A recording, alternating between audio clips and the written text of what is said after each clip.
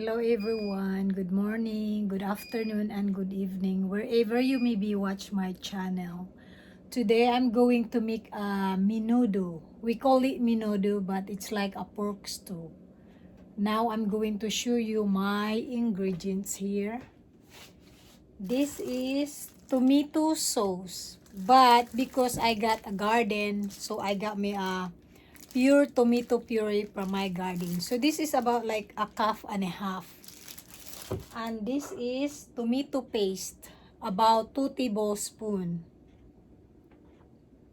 And this is onion, which is I'm going to chop, and 3 carrots. And also the garlic. Also this is potato, which is I soak it on the water so it doesn't turn brown. Here's the pork, which is I already chop it or cube it into a little pieces. See, just like this. You have to make you have to chop it into little cubes like this so it is better. This is my secret ingredients. This is I don't show the name, okay, just the thing right here. This is liver spread or liver patty. This is my secret ingredients. So now I'm going to show you how I'm going to chop my vegetables. Oh, by the way, this one here is for my other dish that I'm going to make today.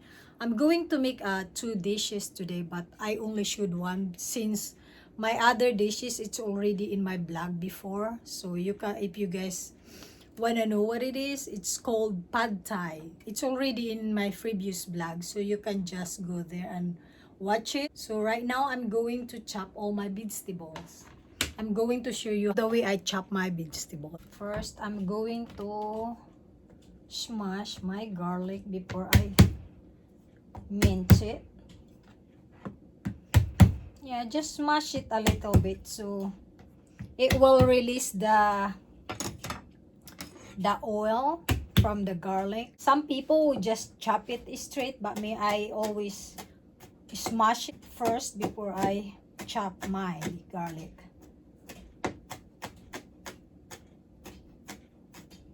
Just like that. See, just mince my garlic just like that, and now I'm going to set it aside. Now here's my onion. Oops.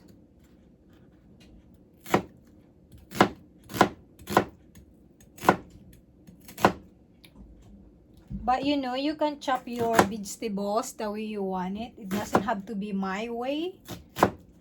Because sometimes we have our own way, you know, of how the way we want our vegetables.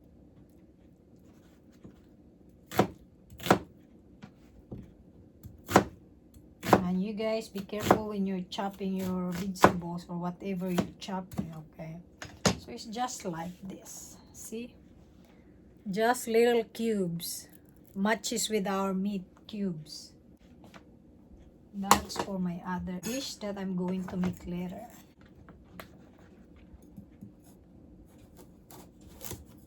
It will be easy, just chop it like this. Like that, and then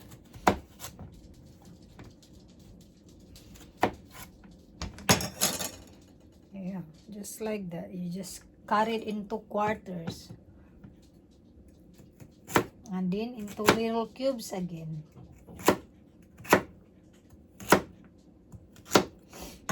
Like that. The reason we chop it into little cubes, it's because we match it to our dish that we cook, which is menudo.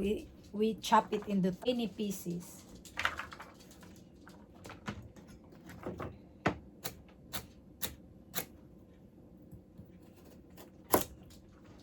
Now this one I just cut it in half because they're just really thin. The one by the end.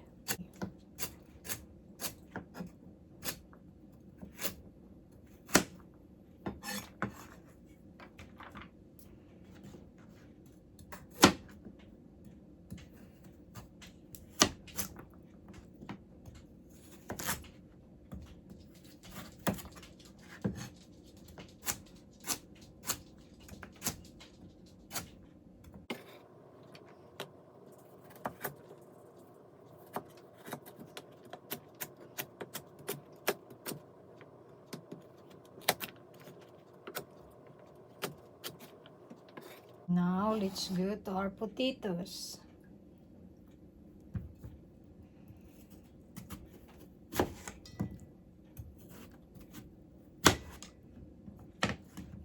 I'll just cut it into 3 pieces. And now the same thing with the carrot. It's a tiny cubes also.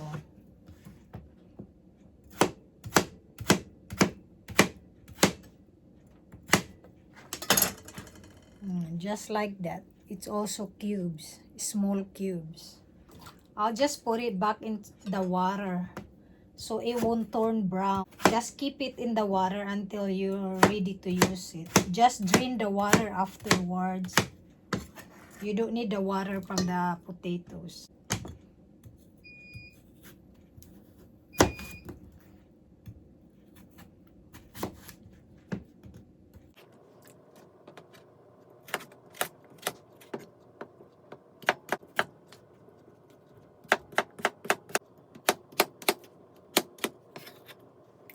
Now we're done chopping all our vegetables. But you know what? You can use bell pepper as well when you make menudo or pork stew. I just don't have bell pepper and I'm not really into bell pepper. I don't like bell pepper. So I just put whatever I like or want. So now here we go to the other side and let's start cooking. Here we go. Now we just put oil while our pan is already hot. I just put a little oil, like 1/3 cup only. And now we saute our onion. Onion first.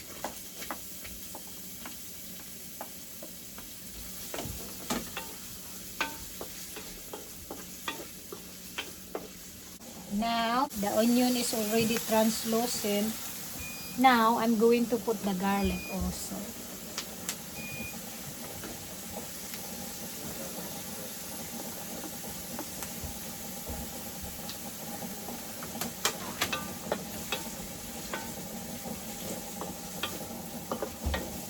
Now let's add our pork so we can saute it.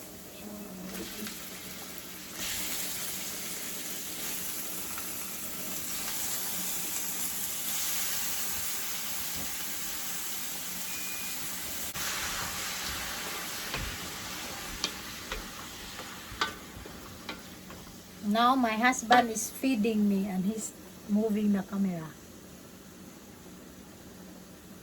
Ha! Kanka.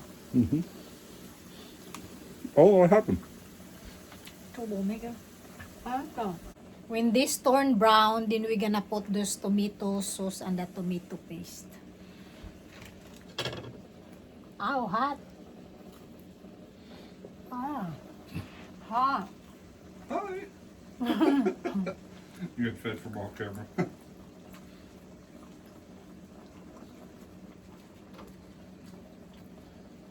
He's feeding me garlic stick. Garlic bread, garlic stick. Cheese bread. Cheese bread. Yummy. I didn't make it. It's ready made. But I had to cook it though. But it's already pre-made for me. Now I'm done. You burn my tongue. I mean, not my tongue, my palate. Got crisp in the middle, hot. Okay. Let's cover this for now.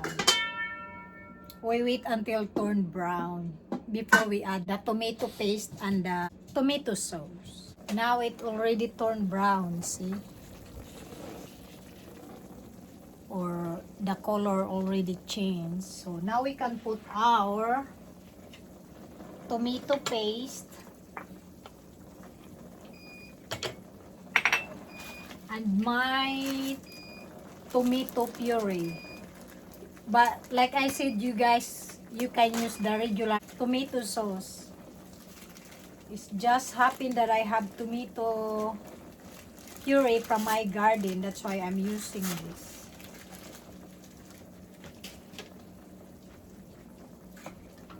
Regular tomato sauce, it's okay.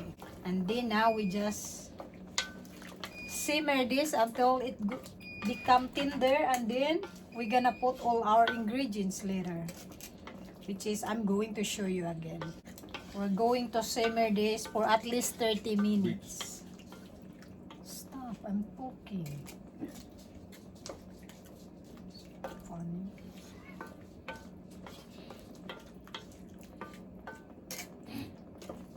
He think it's funny.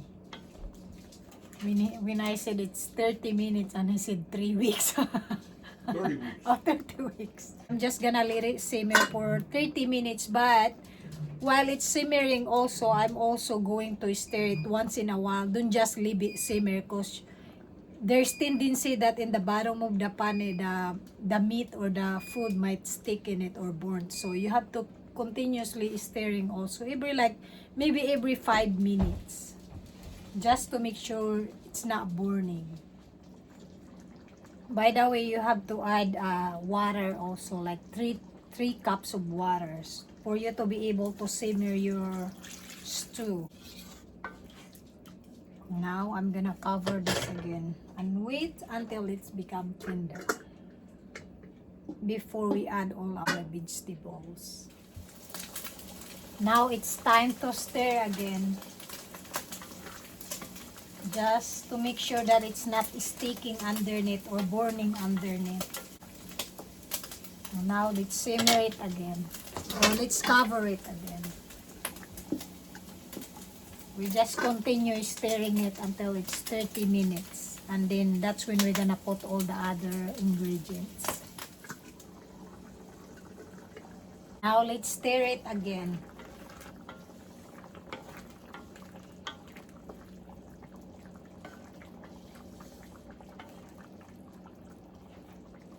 And look at our sauce, it reduced down already. See? Yeah, so just add 3 cups of water. Or don't worry, I'm gonna put it anyway in the links so you guys can follow. And let's add some salt. Let's start with 2 teaspoons first, and then you can just add more when it's needed. Need more salt. My salt is kinda hard.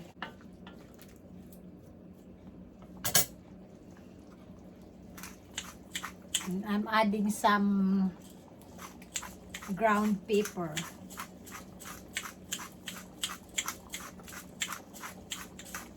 About a teaspoon.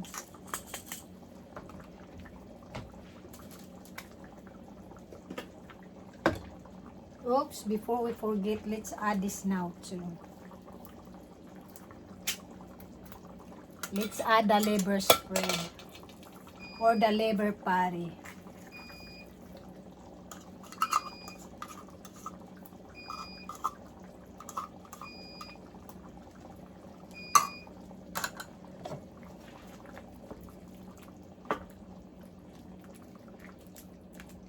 The liver spread or the liver pate, it's optional. It's just optional. If you don't like liver spread, then you don't have to put it. It's just I like the taste of the liver spread or the liver pate on the menudo. That's my main secret ingredients. Now it's not secret anymore because I reveal it. It's no longer a secret. You guys know my secret already, since I already give you all my secret ingredients. And this is just the nor powder or magic syrup in Philippines. I'll just add like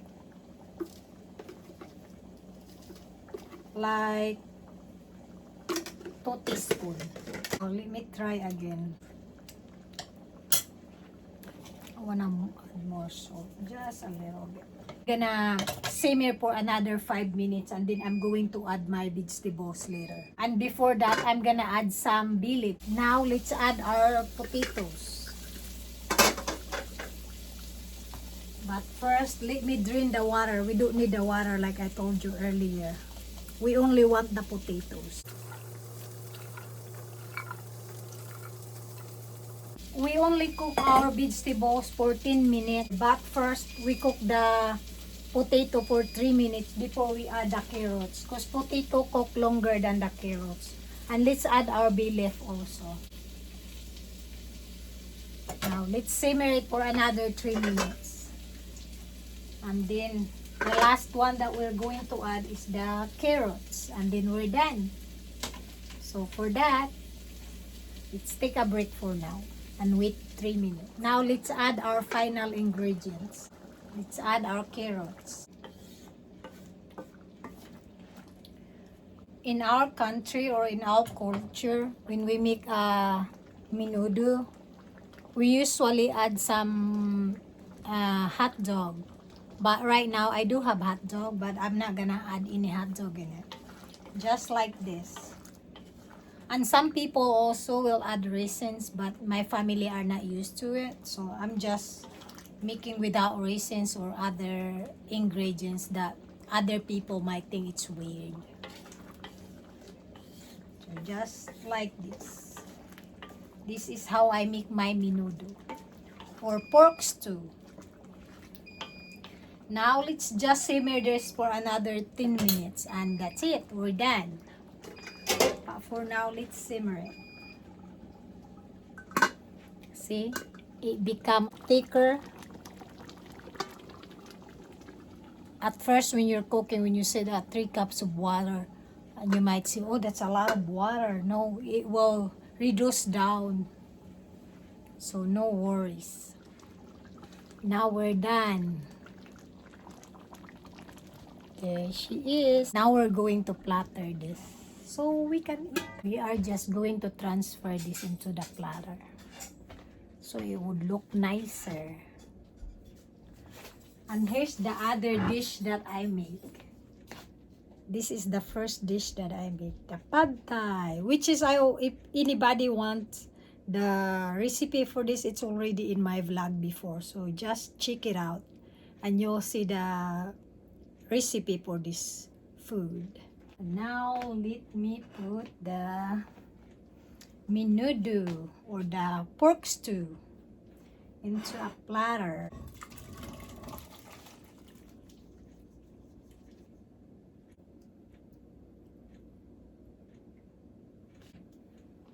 Here's my menudo.